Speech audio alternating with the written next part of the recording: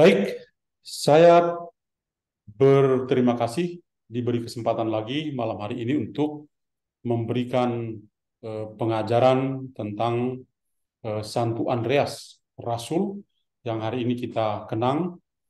Dan pertama-tama tentu saya mau mengucapkan selamat pesta nama untuk saudari-saudara yang merayakan pesta nama hari ini. Andrea untuk yang perempuan, Andreas, Andrew, Andres yang laki-laki yang hari ini merayakan name day atau pesta nama. Semoga teladan kekudusan, kemartiran dari Santo Andreas Rasul memberikan selalu inspirasi kepada kalian semua. Saya malam hari ini coba untuk membantu kita merenung bersama tentang sosok orang kudus yang luar biasa ini. Seperti biasa saya menyiapkan juga eh, presentasinya, paling kurang bisa membantu kita semua untuk masuk dalam permenungan bersama orang kudus ini. Apakah layarnya bisa dilihat? Jelas, jelas, Oke, Pater. baik. Pertama saya mengajak kita untuk melihat gambar ini. Gambar ini sangat menarik karena di belakang ini ada sosok Andreas, sang protokletos, dan yang di depan ini adalah Yesus, sang maestro yang dia ikuti. Warna dikasih blur sedikit untuk Yesus, ya, untuk melihat, membantu kita melihat bahwa eh, wajah dari Andreas yang mengikuti ini benar-benar sosok yang sungguh-sungguh mengikuti Yesus sampai tuntas.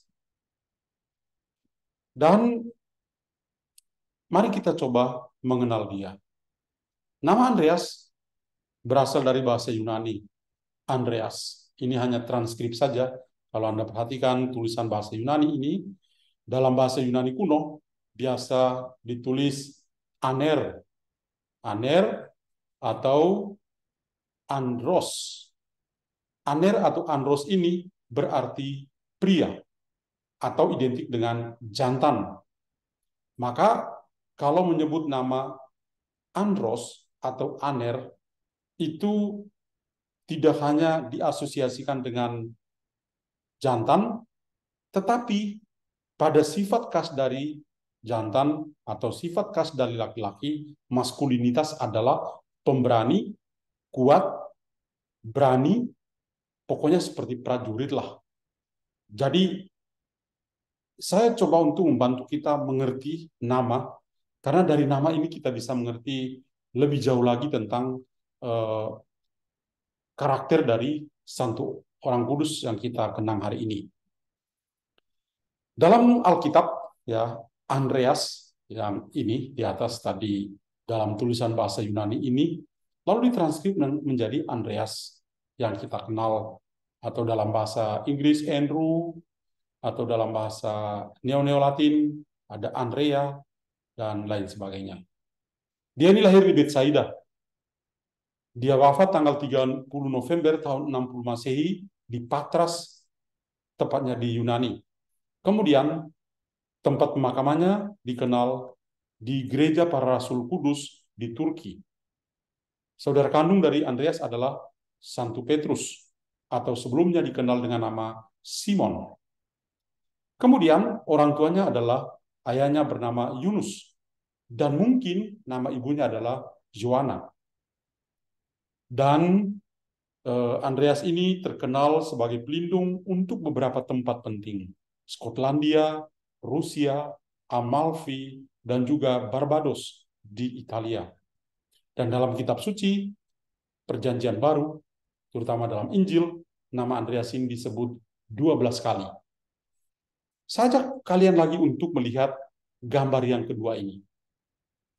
Gambar kedua ini menarik karena berhubungan dengan panggilan dari Santo Andreas ketika dia bertemu dengan Yesus. Lihat, meskipun hanya sebuah lukisan, tapi betul-betul luar biasa. Perjumpaan yang mengubah segala-galanya. Mari kita coba lihat di dalam Injil. Panggilan dari Andreas itu dijelaskan, maksudnya panggilan untuk menjadi rasul, itu kita temukan dalam Injil Yohanes, bab 1 ayat 35 sampai 42, dan juga dalam Injil Matius bab 4 ayat 19 sampai 20. Dan juga Injil-Injil sinoptik seperti Markus dan juga Lukas. Saya mau minta kita untuk mengarahkan perhatian pada kisah tentang panggilan Andreas dalam Injil Yohanes. Dia ini mula-mula menerima pembaptisan dari Yohanes atau Yohanes Pembaptis.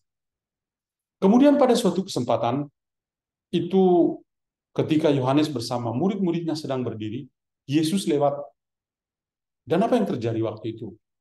Yohanes Pembaptis mengatakan pada murid-muridnya, lihatlah anak domba Allah. Tentu saja perkataan ini benar-benar membangunkan mereka semua dari tidur mereka.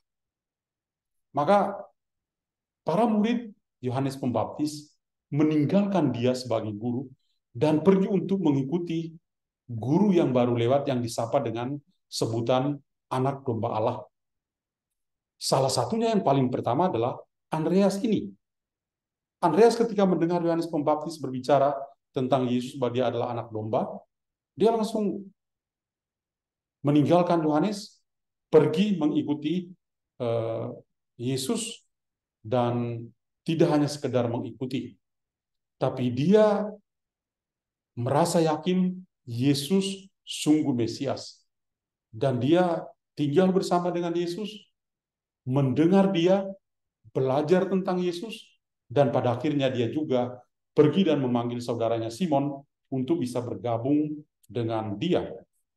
Jadi sebuah panggilan itu ditandai dengan dia mengikuti, dan tidak hanya untuk mengikuti, tapi dia juga memanggil bahkan saudaranya, dia panggil untuk sama-sama mengikuti Yesus yang sama. Mari kita coba perhatikan kutipan ini dari Injil Markus bab 3 ayat 13 sampai 20. Itu tentang pemilihan dari para rasul. Kemudian naiklah Yesus ke atas bukit yang memanggil orang-orang yang dikehendakinya, dan mereka pun datang kepadanya. Ia menetapkan 12 orang untuk menyertai dia, dan untuk diutusnya memberitakan Injil, dan diberinya kuasa untuk mengusir setan. Ke-12 orang yang ditetapkannya itu adalah Simon yang diberinya nama Petrus, Yakobus anak Zebedeus, dan Yohanes saudara Yakobus. Yang keduanya diberi nama Boanerges, yang berarti anak guru. Selanjutnya Andreas, Filipus, Bartolomeus, Matius, Thomas, Yakobus, anak Alfeus, Tadeus, Simon orang Zelot, dan Yudas Iskariot yang akan mengkhianati dia. Lihatlah di sini bahwa meskipun Simon Petrus dan Andreas itu bersaudara atau saudara kandung, tetapi dalam Injil Markus sebagai Injil yang paling tua, urutannya itu diurutkan sedemikian rupa. Jadi Simon Petrus, kemudian Yakobus dan Yohanes. Baru kemudian diikuti oleh Andreas yang adalah saudara dari Simon Petrus. Ini memang para penginjil punya maksud tertentu. Kita tahu bahwa 3 orang murid inti dari Yesus adalah Simon Petrus, Yakobus, dan Yohanes. Ketiga-tiganya adalah murid inti. Lalu menyusul ada Andreas, Filipus, dan seterusnya. Kenapa disebut murid-murid inti dari Yesus? Karena mereka bertiga ini punya privilegi tertentu, terutama ketika dalam peristiwa-peristiwa istimewa Yesus memanggil mereka. Misalnya, ketika mendaki gunung yang lebih tinggi, Gunung Tabor, dan Yesus menampakkan kemuliaannya. Di sana ada Simon Petrus, ada Yakobus, dan juga ada Yohanes. Ketika Yesus membangkitkan anak perempuan Yairus, ketiga-tiganya hadir di sana. Kemudian dalam peristiwa yang lain, seperti ketika di Taman Getsemani, ketiganya ini menemani Yesus. Jadi itu sebabnya penginjil Markus memang sengaja meletakkan nama dari Andreas sesudah Yohanes. Padahal sebetulnya Simon, Andreas, Yakobus, Yohanes sebetulnya kalau diurutkan seperti itu ya. Tapi para penginjil punya maksud tertentu. Nah, saya tampilkan di sini memang nama-nama para rasul, nama-nama orang yang dipanggil, yang kemudian dijadikan rasul, dan salah satunya adalah Andreas, saudara dari Simon. Tadi juga saya singgung tentang panggilan dari Santo Andreas versi Injil Yohanes. Kalau kita membaca Injil Yohanes bab 1 ayat 40 sampai 42, Andreas itu digambarkan sebagai saudara dari Simon Petrus. Dia ini adalah salah satu dari 2 orang yang mendengarkan Yohanes dan mengikuti Yesus. Kiranya yang pergi bersama-sama dengan Andreas adalah Yohanes sendiri, selaku saudara dari Yakobus, atau murid yang dikasihi oleh Yesus. Pertama-tama, ia menemukan saudaranya sendiri. Setelah dia pergi, dan mereka bertanya, "Guru, di mana engkau tinggal?" Kemudian Yesus mengatakan, "Mari dan lihatlah." Mereka tidak hanya ke sana untuk melihat, tapi ketika mereka tiba, mereka juga akhirnya tinggal bersama dengan Yesus. Dan mereka tidak hanya berhenti pada tinggal bersama Yesus, tapi mereka juga berusaha untuk keluar dan pergi menyapa saudara-saudara yang lain supaya bisa membawa mereka kepada Yesus. Maka yang dilakukan oleh Andreas adalah dia pergi panggil saudaranya. Sampai di sana dia menjelaskan siapakah Yesus itu.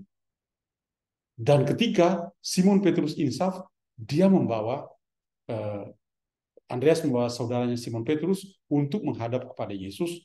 Dan sejak saat itu juga Simon Petrus menjadi bagian dari para rasul. Tapi yang menarik perhatian kita adalah karena Andreas dan Yohanes itu adalah murid dari Yohanes Pembaptis dan mereka adalah orang-orang pertama yang mengikuti Yesus, maka Andreas itu disebut dengan protokletos. Ini teksnya kata dalam bahasa Yunani, protokletos, atau saya kasih judul perenungan kita malam hari ini, sang protokletos, artinya dia yang pertama dipanggil. Protokletos, dia yang pertama dipanggil. Mari kita coba melihat siara panggilan dari Santo Andreas ini. Pada mulanya Andreas menjadi murid Yohanes Pemandi atau Yohanes Pembaptis. Ketika Yohanes memberitakan kedatangan Yesus, dan dia mengatakan, "Lihatlah anak domba Allah." Maka Andreas segera mengikutinya dan tinggal bersama dengan dia. Ia menjadi rasul pertama bersama Yohanes yang tadi saya sudah singgung. Maka karena dia menjadi rasul pertama, dia lalu disebut sebagai protokleto, atau yang pertama dipanggil. Ya. Jadi kita kembali ke apa yang saya katakan tadi. Meskipun dalam urutan nama-nama, Andreas itu di urutan yang keempat, tetapi dari konteks panggilannya, Andreas ini adalah orang yang pertama yang dipanggil. Maka disebut protokleto. Dia malah pergi dan memanggil saudara Simon untuk datang dan bertemu dengan Yesus. Jadi secara urutan dia keempat, tapi kalau yang namanya dalam sistem pemuritan, dia ini adalah orang pertama, protokletos. Dia juga yang memperkenalkan seorang yang membawa 5 roti dan 2 ekor ikan untuk memberi makan 5.000 orang. Kita ingat kembali kisah ini, ya, bagaimana Tuhan Yesus menggunakan roti dan ikan. Ketika dia mengajar banyak orang, sudah 3 hari, dia juga berbelas kasih kepada mereka. Dia mencobai para muridnya. Apakah mereka punya ide yang cemerlang? Dia mengatakan, suruh orang-orang itu, mereka datang dan minta, Yesus pas suruh orang-orang itu pergi. Tapi Yesus mengatakan, kamu harus memberi mereka makan. Wah, memberi makan? Gimana? Enggak cukup makanan kita. Uang pun enggak cukup untuk ribuan orang ini. Lalu, apa yang terjadi? Andreas lah yang memperkenalkan seorang anak kecil yang membawa 5 roti dan 2 ekor ikan. Dan inilah yang menjadi cerita istimewa tentang mujizat penggandaan roti dan ikan. Memberi makan 5.000 orang laki-laki, belum termasuk perempuan dan anak-anak. Dia juga dalam kisah Injil, kalau kita baca dalam Injil, dia membawa orang-orang kafir yang rindu untuk melihat Yesus. Mereka itu adalah orang-orang Yunani yang punya keinginan, Yesus itu seperti siapa sih? Dan dia yang membawa mereka. Ya, kenapa Andreas yang tampil di sini? Kita kembali ke slide yang paling pertama. Karena dari namanya saja, Andreas itu dari nama bahasa Latin. Artinya bahwa Andreas itu berbicara dua bahasa. Ada bahasa Yahudinya dan ada bahasa Yunaninya. Karena itu dia bisa membawa orang-orang, kami ingin lihat Yesus. Oke, mari diantar mereka untuk melihat Yesus. Karena dia bisa berbicara bahasa Yunani. Sesudah Yesus wafat, Andreas selalu mewartakan Injil di Scythia dan Yunani, dan ia juga pergi ke Bizantium, dan di mana ia mengangkat Stakis menjadi uskup. Ini memang cerita, kalau dikatakan cerita-cerita tentang masa hidup dari Andreas. Andreas sang rasul merupakan pengikut Yesus yang keempat, yang terkadang terabaikan. Ingat, tadi urutannya, Simon Petrus, Yakobus, Yohanes, dan kemudian baru Andreas. Maka kadang-kadang orang itu mengabaikan dia. Meskipun, saya tekankan di sini, meskipun Andreas tidak terlalu banyak dibahas dalam Injil, ia adalah seorang murid yang teguh dan berdedikasi tinggi. Orang ini luar biasa. Teguh kepada Yesus, dedikasinya tinggi. Andreas itu setia sejak awal mula. Dialah yang pertama, maka disebut protokletos. Dialah yang pertama mengikuti Yesus. Dan tidak setengah-setengah. Dia ikut, tinggal, belajar, dan pergi memanggil orang lain untuk datang kepada Yesus.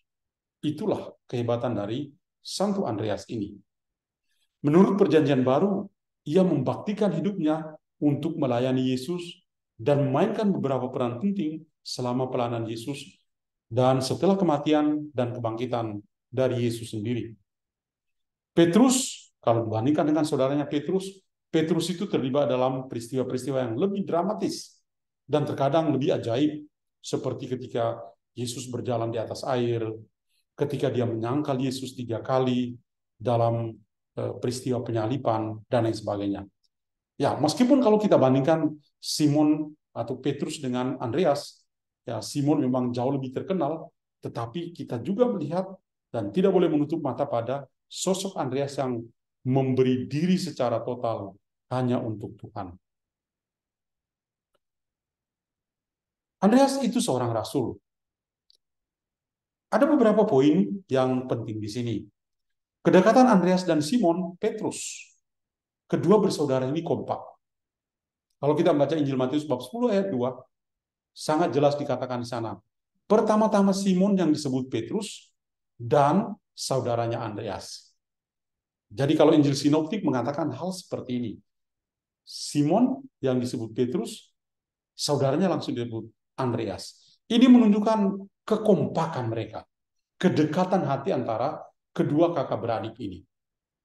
Yang kedua, interaksi dari kedua bersaudara ini dengan Yesus. Apa yang terjadi? Mereka ini pekerjaannya adalah nelayan. Setiap hari sebagai nelayan. Mereka melaut, kemudian hasil laut itu dijual untuk kehidupan mereka.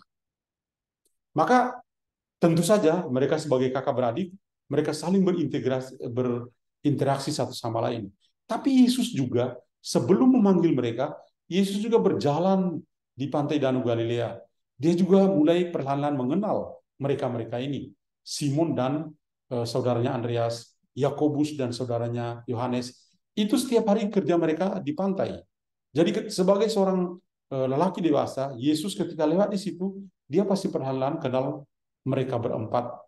Terutama di gambar ini, saya tampilkan Simon dan juga Andreas saudaranya. Mereka sedang menangkap ikan. Dan pada saat mereka sedang menangkap ikan bersama, mereka bertemu dengan Yesus. Kalau kita membaca Injil Markus, panggilan perdana atau panggilan di danau, Yesus itu berjalan dalam lorong-lorong kehidupan manusia. Dia melihat, dia memanggil mereka, dan ketika dia memanggil mereka, murid-murid juga langsung meninggalkan pekerjaan mereka sebagai nelayan, lalu mengikuti Yesus. Bahkan Yesus memberi janji kepada mereka, kamu akan menjadikan penjala manusia. Ketika mengikuti Yesus, ada hal yang menarik di sini. Ada transformasi. Apa yang menjadi transformasi bagi mereka? Mereka berubah dari penjala ikan menjadi penjala manusia. Dari pekerjaan mereka setiap hari mencari ikan untuk kehidupan mereka, kini mereka harus tinggalkan pekerjaan mereka. Lihat di gambar ini, harus meninggalkan jala, tinggalkan perahu, dan ikut Yesus yang memanggil mereka ini. Jadi lihatlah, ini untuk ikut Yesus tidak mudah. Harus tinggalkan segala-galanya. Padahal kita tahu bahwa bekerja sebagai nelayan, dari mencari ikanlah mereka itu hidup. Tapi ketika Yesus memanggil mereka, mereka tinggalkan perahu, tinggalkan jala, tinggalkan juga orang tua, yaitu Zebedeus, lalu pergi mengikuti Yesus. Yang mereka juga pasti bingung, Yesus mau kasih apa kepada kita? Yang dia janjikan hanya kita menjadi penjala manusia. Loh, kita kan penjala ikan. Tapi perhatikan baik-baik. Dalam teks Injil Lukas, bab 5 ayat 10, ada kata-kata, kau akan menjala manusia. Anthropos ese sugron. Jadi, kalimat ini berarti, kau akan bekerja menangkap manusia. Dan manusia, ya, menangkap manusia-manusia untuk membawa mereka kepada kehidupan. Saya teringat pada sebuah komentar dari ahli kitab suci Indonesia, Profesor Gianto SJ. Dia mengomentari perkataan menjadi penjala manusia itu seperti apa. Menjadi penjala manusia berarti orang itu bekerja menangkap manusia-manusia untuk membawa mereka kepada kehidupan. Secara sederhana, penjala manusia berarti kita tidak hanya sekedar membuat orang untuk kenal Tuhan. Bisa buat tanda salib, bisa doa Bapa Kami, bisa Salam Maria. Tidak selesai di situ. Mereka tahu berdoa, tapi isi perut mereka juga harus kenyang. Kalau mereka kenyang, mereka bisa berdoa. Kalau perutnya kosong, mana bisa dia berdoa. Itu. Jadi, menjala manusia berarti membawa mereka kepada kehidupan. Membuat mereka sejahtera secara rohani dan jasmani. Atau sebaliknya, jasmani dan rohani. Kata-kata Yesus ini berisi suruhan pada Simon agar merenggut umat manusia dari kuasa maut, sebuah ajakan untuk ikut serta menjalankan karya Sang Juru Selamat sendiri. Semua pekerjaan dari para murid adalah melakukan pekerjaan-pekerjaan Yesus.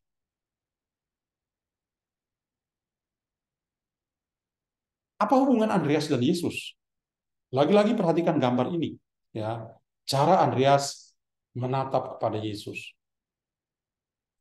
Andreas tadi sudah dikatakan murid dari Yohanes Pembaptis, dia menjadi protokletos atau murid yang paling pertama dipanggil. Maka setelah dia dipanggil untuk dia ikut Yesus, lalu konsekuensinya apa? Tadi juga saya sudah singgung. Andreas saat itu mulai menghabiskan waktu bersama dengan Yesus. Mendengar semua ajaran Yesus. Belajar dari Yesus sendiri. Mencari saudaranya Simon untuk membawanya kepada Yesus. Ini adalah pemuridan sejati. Andreas menjadi sosok yang membuat kita belajar tentang what is the meaning of discipleship, ya, discipleship. Pemuridan sejati itu seperti apa? Menghabiskan waktu bersama Yesus, mendengar ajaran Yesus, belajar dari Yesus, mencari saudara-saudara untuk datang kepada Yesus. Kita tidak membawa orang kepada diri kita sendiri, tapi kita harus membawa orang kepada Tuhan, seperti yang dibuat oleh Andreas ini. Banyak kali itu kita tertantang kalau memperhatikan kehidupan dari Santo Andreas ini, ya. Kecenderungan kita adalah membawa orang kepada diri kita sendiri. kami para pastor itu punya satu kelemahan di situ. Ketika ada di paroki A, wah banyak umat yang dia kenal. Maka umat itu dia tidak bawa kepada Kristus, tapi dia bawa kepada dirinya sendiri. Begitu pastornya pindah, orang itu juga tidak mau datang ke gereja lagi. Tetap ikut pastornya ke paroki di mana pastor itu bekerja di sana. Ini pastor kami loh. Kelemahannya adalah pastor tidak membawa umat kepada Yesus, tapi pastor membawa umat pada dirinya sendiri. Dan ketika dia pergi, gereja juga menjadi kosong. Ampunilah kami orang berdosa ini. Andreas terlibat langsung dalam mujizat, pelajaran, dan momen penginjilan tertentu. Jadi dia langsung melihat Yesus, mewartakan Injil, dia juga belajar. Dan nanti dia akan melakukan itu ketika menjadi misionaris. Andreas tidak hanya berhubungan dengan Yesus saudaranya, dia juga berhubungan dengan sesama yang lain. Kalau kita melihat kisah tentang penggandaan roti, Yesus memberi makan 5.000 orang dalam Injil Yohanes, kita lalu menemukan ini. Kepeduliannya. Dia punya sifat peduli. Apa yang dimaksudkan dengan sifat peduli ini? Andreas dikatakan dalam Injil Yohanes bab 6 ayat 8 dan 9. Andreas, saudara Simon Petrus berkata, di sini ada seorang anak laki-laki dengan 5 roti jelai kecil dan 2 ikan kecil. Ya. Jadi dia mengatakan kepada Yesus terus terang, kita tidak punya dana yang cukup untuk memberi makan pada orang-orang ini. Tapi di sini ada anak kecil loh yang punya makanan ini. 5 roti dan 2 ikan, tapi kecil semua. Gimana ini? Lalu Yesus membuat mujizat. Berikan pada dia, dia mengucap syukur kepada Bapa, kemudian diajak para muridnya, silakan ambil dan bagikan pada mereka dalam kelompok-kelompok. Dan ini menarik. Kenapa sehingga dalam peristiwa yang diceritakan dalam Yohanes bab 6 ini, ya, Yesus menggandakan roti, kenapa masih ada sisa 12 bakul? Alasannya sederhana. Karena ketika orang-orang itu mengambil makanan, mereka tidak egois. Misalnya dalam satu kelompok ada 5, maka apa yang harus mereka lakukan? Setiap orang ambil satu-satu dulu. Kalau nanti masih lapar, tambah. Tapi yang pertama, ambil satu-satu. Karena harus ingat bahwa yang lain juga butuh makan. Nah, jadi itu sistemnya seperti itu. Berbagi sebagai kepedulian. Selain dia itu merasa peduli, dia juga sebetulnya khawatir. Ada perasaan khawatir. Apakah bisa memberi makan pada orang sebanyak itu?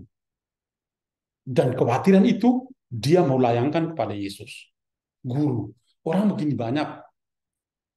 Apakah kita dengan 5 roti dan 2 ikan ini, kita bisa kasih mereka makan? Yesus tidak mengatakan, yes, akan kita kasih makan. Tidak. Yesus mengatakan, berikan kepada saya, dia mengucap syukur, kemudian dia suruh murid-muridnya, suruh mereka duduk berkelompok. Kemudian ambil, bagikan kepada mereka. Dan mereka semua makan sampai kenyang, masih ada sisa 12 bakul. Kepedulian itu membangkitkan rasa saling berbagi. Benar. Para murid, orang seperti Andreas, tadi hanya tahu ada 5 roti dan 2 ikan, tetapi ketika Yesus sudah membuatnya menjadi mujizat, menggandakan roti dan ikan, dan dibagi-bagi kepada mereka semua, ini adalah tanda kepedulian dari Andreas kepada orang-orang yang lapar, dan mendorong dia untuk berbagi dengan mereka, bahkan menyerahkan nyawa dengan disalibkan. Jadi Andreas tidak hanya berhubungan dengan Tuhan, ya, tetapi dia juga berhubungan dengan sesama yang lain. Peristiwa lain yang juga menarik perhatian adalah ketika Yesus meramalkan kematiannya. Di lain waktu ada beberapa orang Yunani mencari kebenaran tentang Allah, lalu mereka mendekati Rasul Filipus. Lalu diceritakan dalam Yohanes bab 12 ayat 22, Filipus pergi memberitahukan hal itu kepada Andreas. Lalu Andreas dan Filipus memberitahukan itu kepada Yesus. Lihatlah dalam urutan nama-nama tadi. Ada Simon, ada Yakobus, ada Yohanes. Kemudian di belakang Yohanes ada Andreas, Lalu di belakang Andreas langsung ada Filipus. Ya, ini sama-sama orang-orang, keduanya bisa berbicara bahasa Yunani. Kemudian peristiwa lain di mana Andreas juga tampil adalah ketika bicara tentang akhir zaman. Dan ini tentu menunjukkan bagaimana orang perlu belajar, orang juga mau terlibat dan menonjol di dalam kehidupan mereka.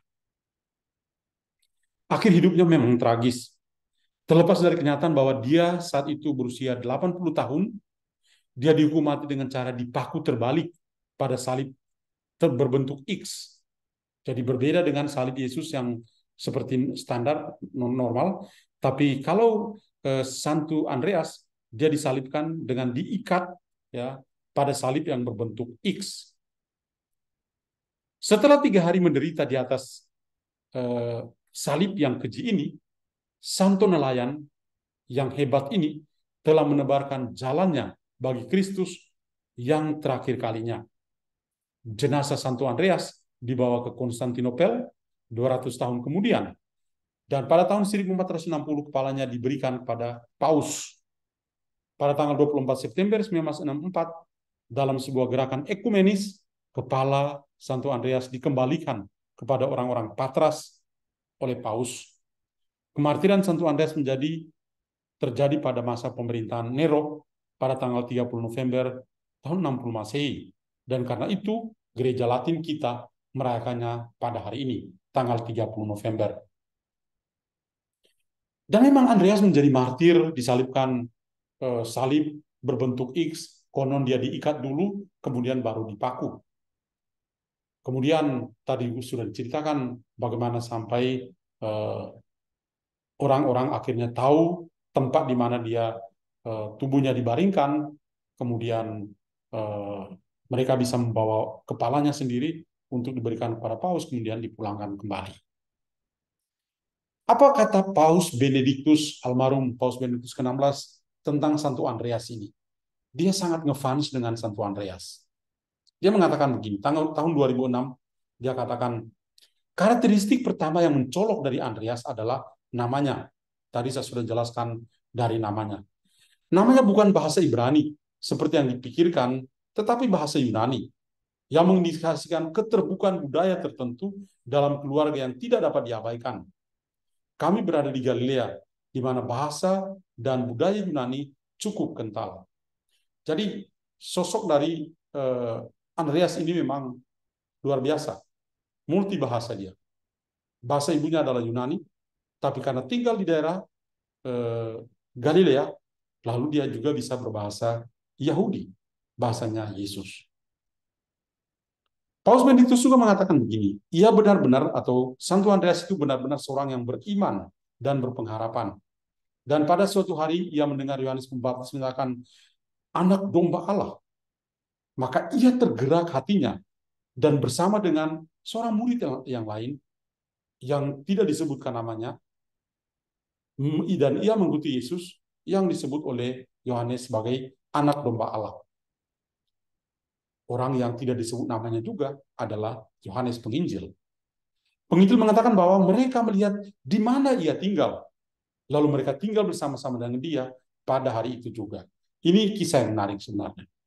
Mereka mendekati Yesus yang lewat depan mereka. Guru, di mana Anda tinggal? Yesus tidak menjawab, oh saya ada di sana. Tapi mari dan lihatlah. Dan sejak saat itu mereka tidak hanya sekedar istirahat saja. Mereka datang, lihat di mana dia tinggal, dan sejak saat itu mereka juga tinggal bersama dengan Yesus. Andreas menikmati saat-saat keakraban yang berharga dengan Yesus. Kisah ini dilanjutkan dengan satu catatan penting. Salah satu dari 2 orang yang mendengar Yohanes berbicara dan mengikutinya adalah Andreas, saudara Simon Petrus. Ia pertama kali menemukan saudaranya Simon dan berkata kepadanya, kami telah menemukan Mesias, yang berarti Kristus. Ia lalu membawa Simon kepada Yesus, yang secara langsung menunjukkan semangat kerasulan yang tidak biasa. Maka Andreas adalah yang pertama dari para rasul yang dipanggil untuk mengikuti Yesus. Maka tadi kita sebut, atau orang-orang dari liturgi gereja Bizantium menghormatinya dengan julukan protokletos, protoklet, atau yang pertama kali dipanggil.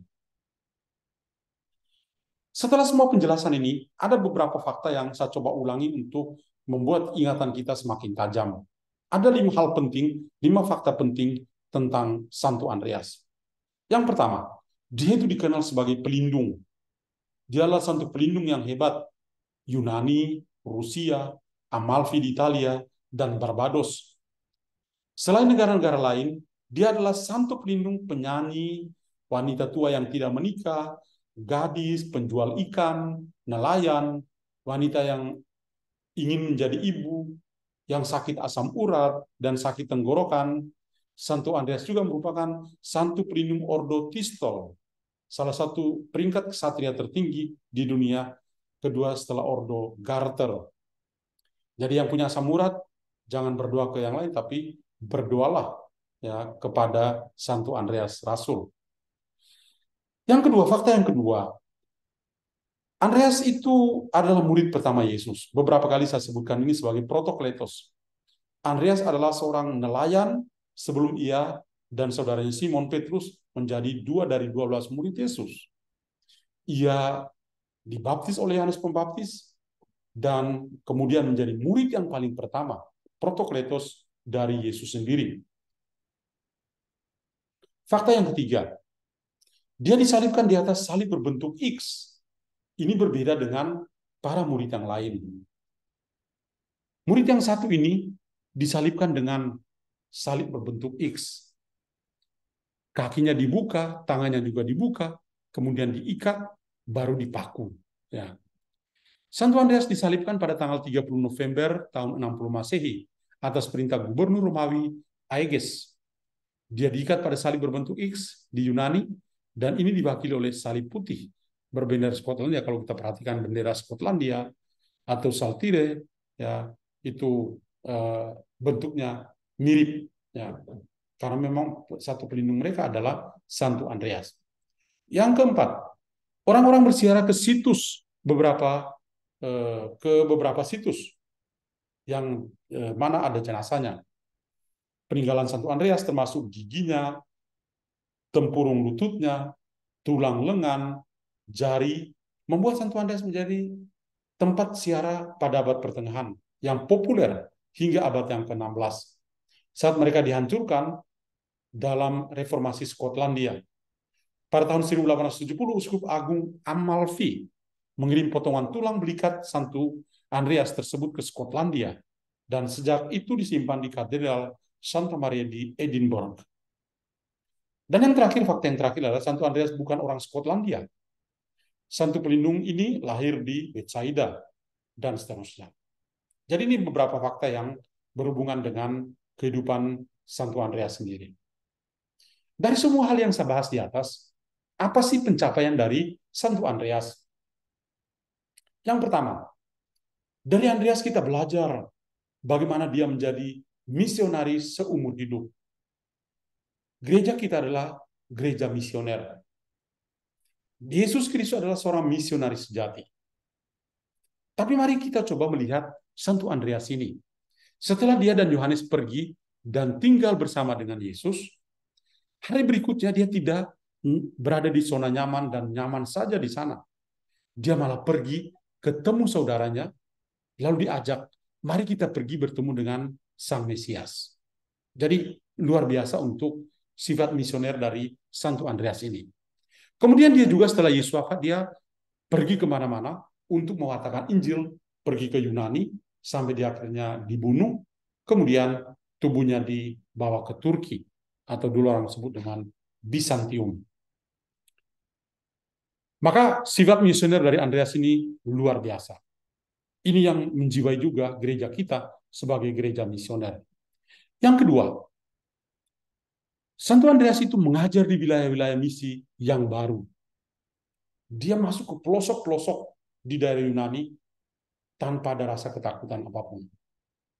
Maka semangatnya ini haruslah menjadi semangat gereja sepanjang zaman. Mengajar wilayah-wilayah misi yang baru. Orang sebut New Frontiers. Ya. Sebuah tempat yang penuh tantangan. Ya. tapi gereja perlu hadir di sana. Yang ketiga, Santo Andreas juga mengaku Yesus sebagai Mesias yang telah dinubuatkan. Ini juga luar biasa. Dia tidak hanya sebagai seorang rasul, tapi dia menjadi rasul karena dia juga mengakui ya kealahan dari Yesus, mengakui Yesus sebagai Mesias yang telah dinubuatkan. Dan ini penting. Kita saat ini juga perlu mengakui Yesus seperti itu. Berikut, dia juga membagikan ajaran-ajaran Yesus secara terus terang atau terus menerus. Jadi dia tidak berhenti pada dia sudah dengar Yesus dan selesai. Tapi dia juga menjadi seorang misionaris dengan membagikan ajaran-ajaran Yesus ke orang-orang lain secara terus-menerus. Dan pencapaian terakhir adalah kemungkinan untuk merintis penginjilan.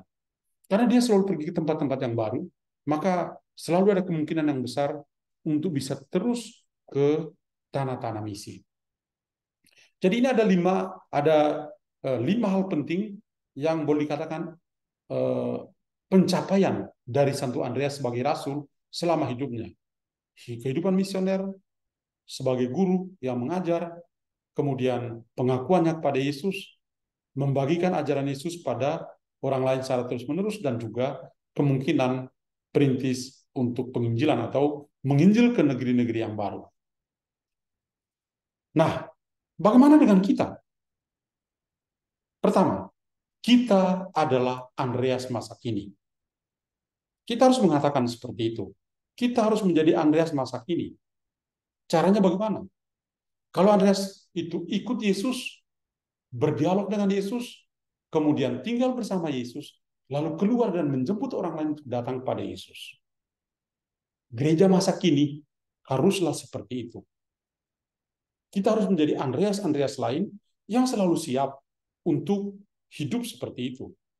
Ikut Yesus, tinggal bersama dengan dia, berbicara dengan dia, mendengar pengajarannya, keluar dari diri kita sendiri, jemput orang lain, dan bawa kepada Yesus.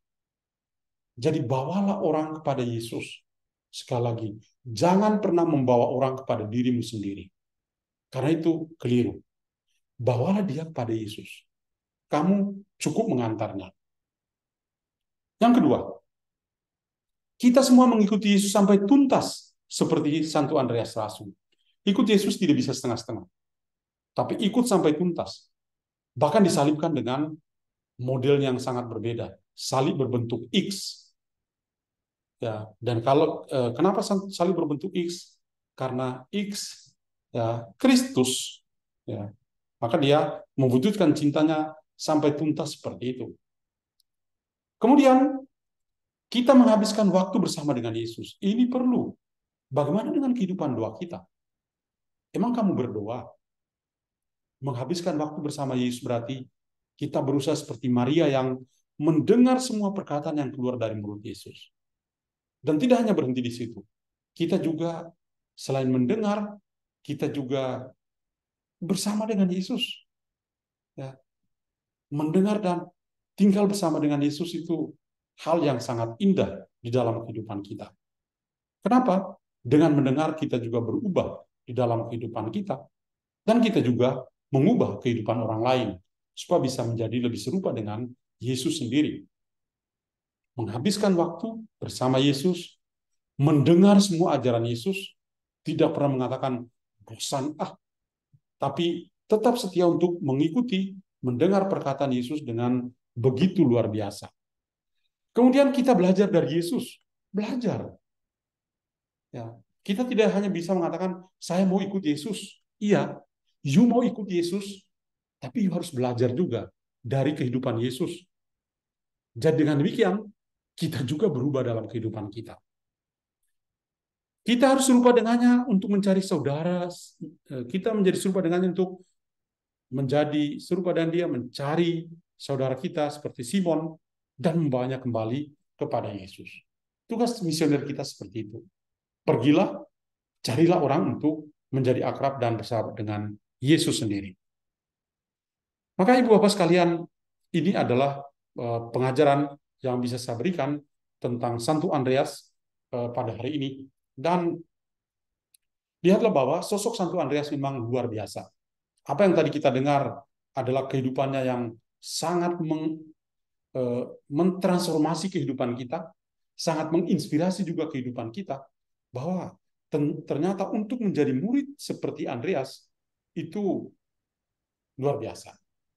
Dia yang pertama kali pergi mengikuti Yesus, protokletos, dia juga menghabiskan waktunya bersama dengan Yesus, dia juga membawa saudaranya kepada Yesus. Tugas gereja itu seperti itu. Kita semua terpanggil untuk hadir, tinggal bersama Yesus, mendengar dia, belajar dari dia, kemudian kita coba keluar dari zona nyaman kita untuk menjemput saudara-saudara kita supaya datang kepada Yesus. Tuhan memberkati kita semua. Amin. Amin. Luar biasa, Pater John Laba pada malam hari ini.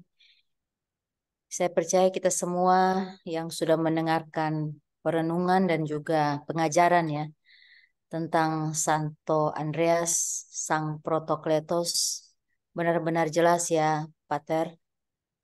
Perenungan yang dikemas dengan begitu rupa sehingga saya rasa saya tidak perlu lagi mengambil kesimpulan. Saat ini ya, dalam benak saya hanyalah mari kita sebagai murid Tuhan, bukan cuma sebagai murid Tuhan, kita adalah anak-anak Tuhan. Mari kita terpanggil apabila kita sudah kenal Kristus itu, yang seperti Romo katakan, jangan cuma kenal, kita sudah terpanggil seperti Santo Andreas. Terus kita bertindak, kita ikut dia, kita cari tahu lebih dalam. Dan setelah kita tahu lebih dalam, kita bersekutu, kita berdoa, berarti kita sudah tinggal bersama Kristus yang saat ini dalam rupa Roh Kudus. Harusnya memang dari keluarga ya, kita harus memanggil orang-orang sekeliling kita mulai dari rumah kita sendiri, kemudian sekeliling kita. Jadi memang ini benar-benar semangat kerasulan yang New Frontier ini benar-benar harus kita semangati bersama agar supaya memang kisah Santo Andreas ini bukan sekedar kisah saja yang memang sudah pernah ya. Ini wafatnya 30 November 60 tahun Masehi waktu itu. Tapi benar-benar bisa kita lakukan dalam kehidupan kita sehari-hari. Tapi kita memang perlu pertolongan Roh Kudus ya Pater. Jadi Bapak Ibu, apabila ada yang mau bertanya ataupun bersharing iman tentang uh, Sang Rasul Andreas ini, ataupun mungkin Pater di luar ini, tapi bisa Pater memberikan penjelasan. Mari Bapak Ibu, dipersilakan.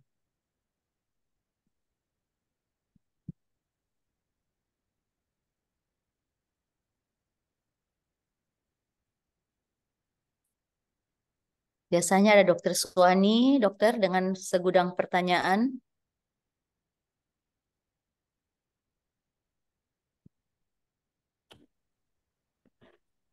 Selamat malam, Dokter Yuce. Nggak punya Selamat bukan malam. gestornya. Selamat malam, Malam. Romo. Romo, saya hanya sungguh bagus ajaran dan pengajaran Romo tentang Santo Andreas. Anda beri dimensi baru kepada kami mengenai Santo yang luar biasa ini. Pater, saya rasa Santo Andreas ini adalah orang yang sangat rendah hati ya, Pater ya. Karena dia yang pertama kali dipanggil dan bersaudara kandung dengan Simon Petrus. Simon Petrus itu menonjol sekali.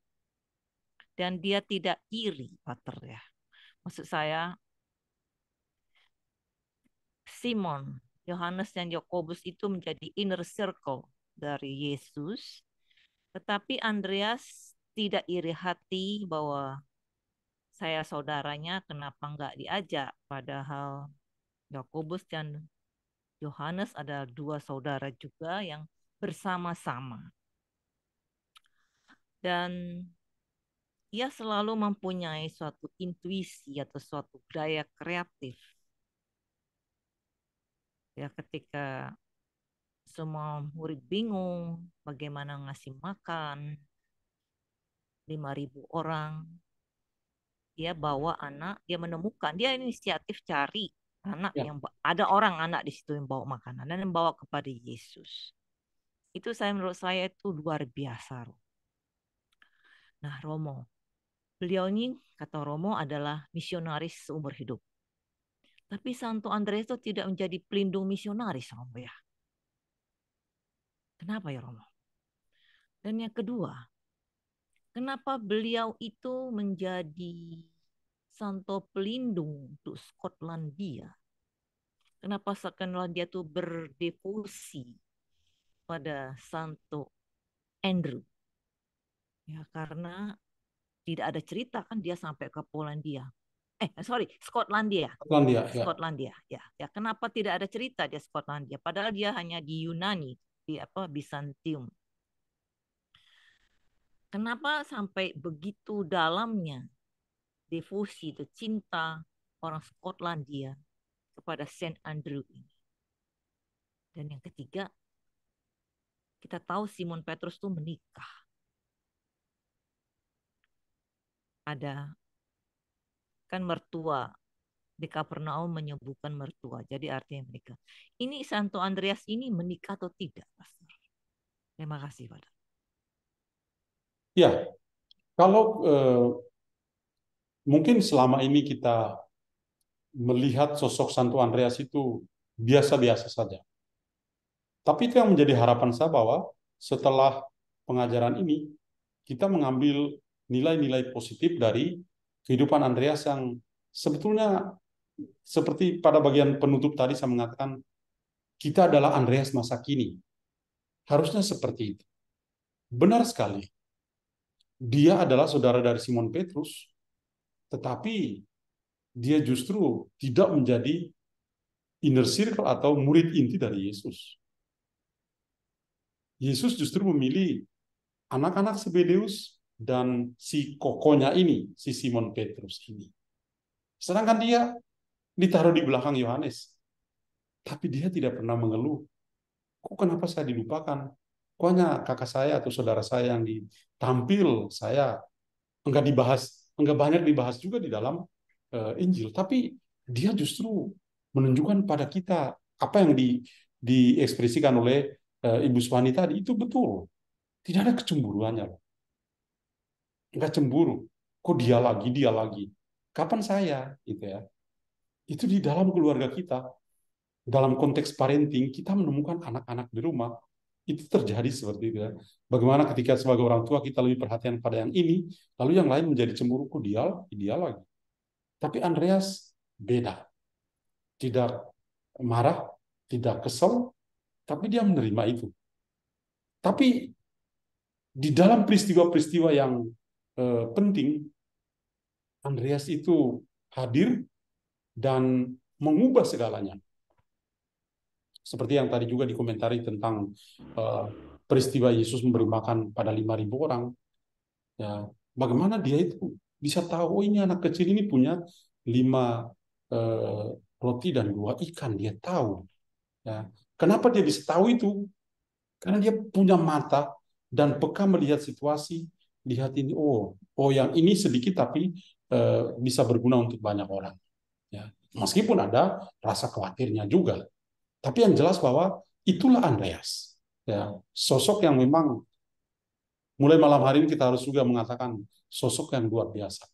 Tidak hanya saudaranya Simon yang menonjol, tapi dia juga menonjol terutama dalam situasi-situasi yang orang lain tidak sempat pikir. Simon Petrus tidak sempat pikir tentang 5 roti 2 ikan.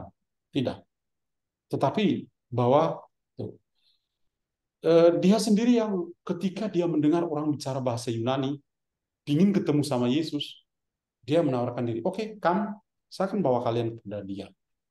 Jadi, availability-nya, ya, kesiapsediaannya untuk menolong, pokoknya mantap dah. Nanti lihat kembali pengajaran atau rekaman ini membuat kita jatuh cinta pada Santo Andreas. Lalu yang kedua, dia adalah seorang misionaris. Benar. Mulai dari yang paling sederhana adalah ketika dia pergi dan memanggil saudaranya untuk datang bertemu dengan Yesus. Itu dalam dasar-dasar kehidupan misioner, salah satunya adalah adegan ini. Andreas panggil saudaranya datang kepada Yesus. Ini adalah sikap misioner yang sangat simpel. Tapi itu juga yang menjadi ajaran untuk kita. Ibu Bapak sekalian, coba Anda lihat dalam pengalaman pribadimu, bagaimana Anda memperkenalkan Yesus kepada anak-anak. Kita semua mengalami itu. Bagaimana orang tua kita, dan sekarang kita menjadi orang tua, kita memperkenalkan Yesus. Who is Christ? Siapakah Yesus itu? Dan kita mulai mendeskripsikannya, menjelaskannya, dan lain sebagainya. Dan membuat anak-anak kita menjadi insaf dan percaya pada dia. Jadi, itu yang gerakan misioner pertama. Dan gerakan misioner yang lebih dari itu adalah setelah Yesus wafat dan naik ke surga, dia menunjukkan sikap misionernya dengan pergi ke Yunani sampai wafat sebagai martir di sana ya. Jadi dia memang seorang misionaris sejati. Semua rasul Yesus semuanya adalah misionaris. Santo Thomas sampai ke India, Santo Yakobus itu bahkan sampai ke Compostela, maka kita kenal Santiago de Compostela, ya, itu Santo Yakobus dan lain sebagainya, gitu. Dan tidak dijadikan sebagai santo pelindung misi, ya sama juga Santa Teresia dari anak-anak Yesus, dia tidak pernah pergi ke tanah misi. Tapi kenapa Santa Teresia dijadikan pelindung misi? Karena dia tetap di tempat, tapi dia berdoa untuk misi di dalam gereja. Karena dua-duanya itu, maka dia ditunjuk juga sebagai pelindung misi, termasuk Santo Fransiskus, Saverius, dan lain sebagainya. Kemudian, dalam konteks hubungan dengan negara Skotlandia, kemudian Rusia, kemudian 2 tempat lagi di Italia, ya, setiap negara di Eropa, mereka punya santo pelindung masing-masing. Ya. Jadi meskipun Santo Andreas tidak pernah sampai di sana, tapi orang-orang Skotlandia itu ketika mendapatkan penginjilan, mereka juga tersentuh ya dengan sosok Yesus. Maka mereka menjadikan dia sebagai pelindung negara mereka, dan itu mereka buat dengan salib yang ada pada bendera mereka. Lalu, apakah Santo Andreas itu menikah? Kemungkinan besar dia menikah. Yang hidup jomblo itu hanya Yohanes. Ya, Yohanes itu paling muda dan konon dia adalah sosok jomblo seumur hidup. Tetapi yang lain-lain menikah, hanya bahwa Injil bukan sebuah buku laporan untuk melaporkan tentang kehidupan pribadi dari orang-orang pada zaman itu. Maka tidak dilaporkan tentang istrinya berapa, anaknya berapa, tapi yang jelas bahwa ini orang-orang berani meninggalkan dan pergi untuk ikut Yesus, sama dengan ketika mereka harus berani meninggalkan perahu mereka, meninggalkan pekerjaan mereka yang menghidupkan mereka setiap hari, tinggalkan dan ikut Yesus. Atau anak-anak Zebedeus, tinggalkan ayah dan para pekerjaan dan ikut Yesus. Kalau itu mereka tinggalkan, keluarga mereka juga tinggalkan. Maka Yesus memberi apresiasi kepada mereka ketika mengatakan, siapa yang meninggalkan segalanya dan ikut aku, dia akan mendapatkan lebih banyak saat ini juga. Ya. Itu kiranya tanggapan saya, Ibu. Terima kasih banyak, Romo. Terima Ya. kasih. Sungguh luar biasa pencerahan. Terima kasih, Romo. Terima kasih, Dr. Yusya. Terima kasih Dr. Suhani, terima kasih Dr. John. Kita masih ada 7 menit sebelum waktu kita tutup. Mungkin Pak Jabangun mau bertanya atau bersharing iman, dipersilakan Pak. Ada yang punya gereja Santo Andreas? Atau ada yang punya nama Andreas? Terima kasih, Dr. Selamat malam, Ibu. Selamat malam, Romo. Ya. Selamat malam, Laba. John Laba. Menarik sekali, Romo. Tadi setelah dikembangkan oleh Dr. Suhani, saya semakin mengerti, semakin banyak tahu bahwa para rasul Tuhan kita Yesus Kristus itu semuanya adalah misionaris. Mm-mm. Tapi satu pertanyaan saya, Romo. Ya, Saya tadi agak terenyuh juga. Kalau Rasul Andreas ini disalibkan X, apa tadi tuh Romo? Sepertinya matinya di kayu salib dengan X. ya, Saya tertegun, kenapa Andreas bisa menyerupai Tuhan Yesus disalib ya? Kenapa para rasul lain sepertinya tidak seperti Rasul Andreas ini gitu? Atau tidak menduakan atau tidak ada yang seperti ini?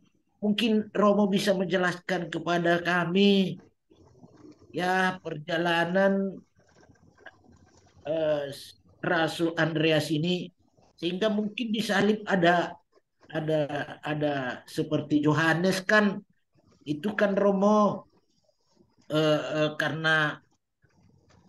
karena diserahkan oleh putri raja, putri itu ke ibunya supaya ia dipotong kepalanya kan gitu Romo ya. Satu Yohanes itu, eh, Rasul Yohanes. Nah ini kenapa Romo? Mungkin ada yang bisa diceritakan sama kami Romo. Kenapa dia disalibkan X itu? ya. Eh, yang meninggal karena dipenggal leher itu Yohanes Pembaptis, ya, bukan Yohanes murid Yesus, ya. Oh ya, Eh, ya, ya, ya ya, Romo. untuk balada penyaliban atau para martir itu, ya, eh, mereka itu tergantung dari bos orang Romawi ini. Kalau dia mau disalibkan kepalanya ke bawah, atau dipenggal lehernya, atau ditombaki, ya suka-suka dia. Ya, jadi mungkin pada saat mau membunuh, tadi juga saya kisahkan dalam dalam penjelasannya sampai 3 hari loh. Jadi meskipun mungkin si Andreas itu, Santo Andreas, ya tidak mau disalibkan dengan cara seperti itu, tapi kalau maunya raja seperti itu, dia harus ikut.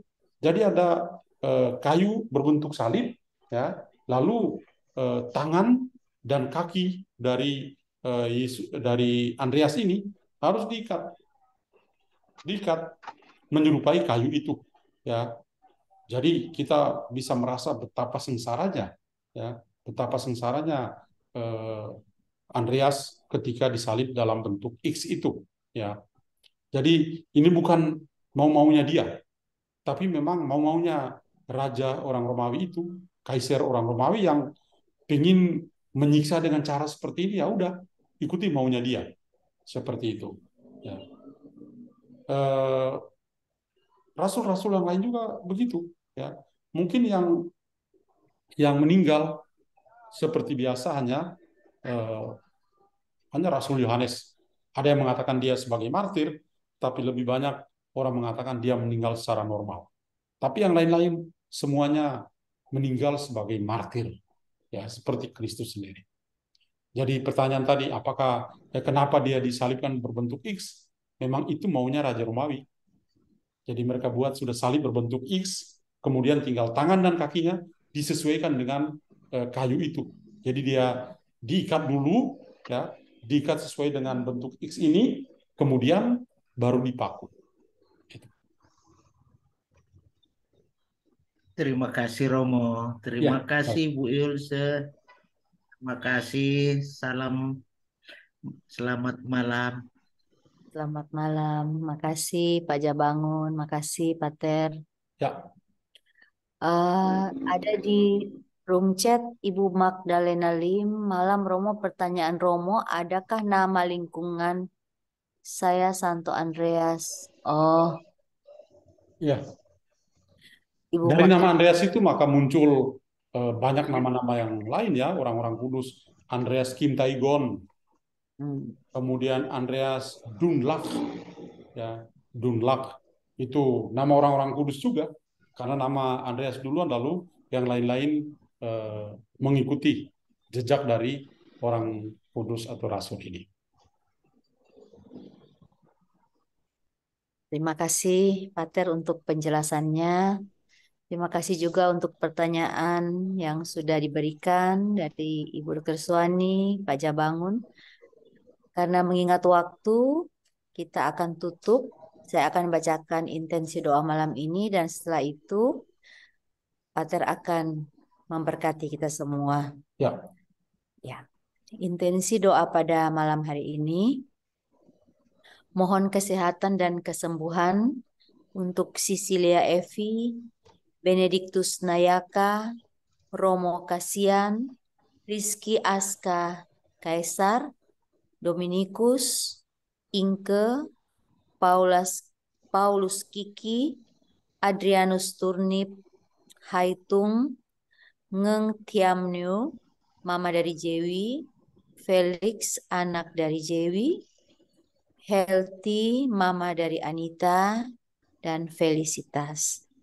Mohon rahmat kerahiman Allah untuk jiwa Tarsisius Sutopo, jiwa Sugianto adik ipar Maliaro, jiwa Henry di Palembang, jiwa Bunyati tante dari Ibu Sari, jiwa Suster Helena Sihotang FSE, jiwa Ibu Regelinda Hoar, Mama dari Romo Engel Nahak, dan semua jiwa-jiwa yang pada hari ini kembali ke dalam kekekalan, dan jiwa-jiwa di purgatorium yang membutuhkan penyempurnaan dan pengudusan. Juga mohon rahmat perdamaian bagi negara dan bangsa yang sedang bertikai, mohon pertobatan dan keselamatan jiwa bagi semua orang berdosa dan tersesat. Dan bagi kami semua dalam Zoom ini, kami mohon doa berkatnya Romo. dalam nama Bapa dan Putra dan Roh Kudus. Amin. Bapa dalam surga, Engkau sungguh luar biasa. Hari ini Engkau memberikan kepada kami Santo Andreas sebagai guru kehidupan kami. Kami belajar betapa dia mengikuti Yesus Kristus Putramu, tinggal, belajar, dan menjadi bagian dari Yesus Putramu sendiri. Bantulah kami ya Tuhan, semoga keteladanannya, semangat misionernya, dan juga cinta kasihnya yang tiada batasnya untuk Yesus Kristus Putramu juga menjadi bagian dari kehidupan kami. Malam hari ini, selain kami dikuatkan oleh pengajaran dan juga keteladanan dari Santo Andreas, kami juga mendoakan saudara-saudara kami yang sakit, yang nama-namanya mereka sudah disebutkan tadi, saudara-saudara kami yang punya intensi-intensi khusus untuk didoakan dalam pertemuan bersama ini. Kami percaya Engkau, Allah yang Maha Baik, Engkau pasti mendengarkan doa-doa kami pada malam hari ini. Untuk mereka yang sudah meninggal dunia, semoga Engkau juga memberikan tempat bahagia kepada mereka, boleh menikmati kebahagiaan abadi bersama Santo Andreas Rasul, orang kudus-Mu. Tuhan, kami juga mohon semoga Engkau memberkati kami semua yang mengikuti Zoom pada malam hari ini dengan berkat-berkat-Mu, terutama di antara kami yang sedang bergumul dalam kehidupan. Semoga Santo Andreas menjadi pendoa yang istimewa yang membawa mereka untuk menjadi dekat dengan Yesus Kristus, Tuhan kami. Kami juga mohon semoga Engkau memberkati kami semua bisa memiliki semangat untuk mencintai Kristus seperti semangat dari Santo Andreas sendiri.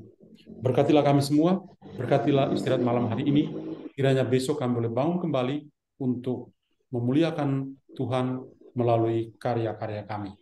Demi Kristus Tuhan dan pengantara kami. Amin. Tuhan bersamamu dan bersama rohmu. Semoga Allah yang Maha Kuasa memberkati saudara sekalian, Bapa dan Putra dan Roh Kudus. Amin. Selamat malam semuanya. Romo jangan pergi dulu. Terima kasih Romo. Malam Romo. Ibu Cerin. Masih Romo, mantap sekali. Terima kasih. Terima kasih Dr. Yuta. Sama-sama. Terima kasih Bu Regina. Terima kasih, Kater. Makasih Bu Siali. Terima Terima kasih semuanya Pak Lumban. Terima kasih. Apakah kita semua sudah difoto ya? Dr. Suwani, malam. Selamat malam Ibu Magdalena. Selamat malam Ibu Terima Odilia. kasih. Terima kasih. Terima kasih Dr. Mustika, Mustika. Bu Selamat Odi. malam. Ya, Selamat malam Terima kasih semuanya. semua. terima kasih semua. Terima kasih Romo. Terima Hai kasih Terima Greta, kasih sama-sama. makasih. Selamat Gar. malam. Oh, Zoom ya. Yes. Silakan Bu Hai Bu Regina. Regina, lagi di mana? Di Istanbul kah?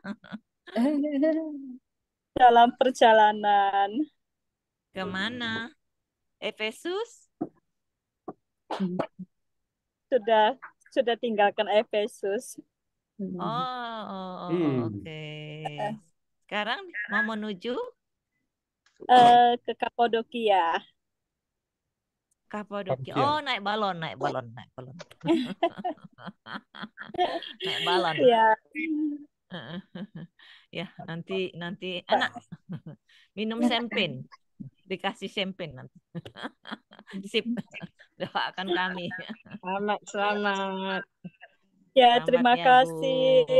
Romo Pastor John John. Laba Oke, doakan baik. Salam Tuhan sehat. berkati untuk semuanya. Andreas. Ya. Sehat Selamat selalu. malam semuanya. Terima Terima kasih kasih Romo. bersedia. Sampai jumpa Brother semua. Yose.